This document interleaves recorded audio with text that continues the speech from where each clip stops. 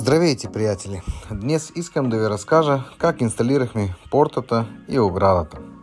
Те бяха изработени от дебел алюминий. За портата поставихме железни колони с диаметър 10 на 10 и височината 2,50.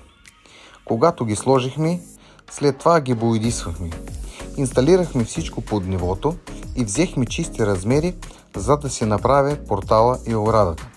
Също така инсталирахме и направляващи колони за оградата. Оградата беше маркирана на 4 равни части. Колоните бяха закрепени с котви Fix 10. И както виждате, материалът е изглобен по такъв начин, че да не се вижда нито една самонарезка и нитови, защото всякъде има затварящи капачки. Какво да ви кажа? Материалът е доста хубав. Алюминий доста дебел. Това не е ламарина. Пак ви казвам, това е дебел алюминий. Значи, когато добрият материал попадне в правилните ръце, се получава такава красота. Не забравяйте да се абонирате за канала, за да подкрепите неговото развитие. Бъдете благословени! Всичко добро!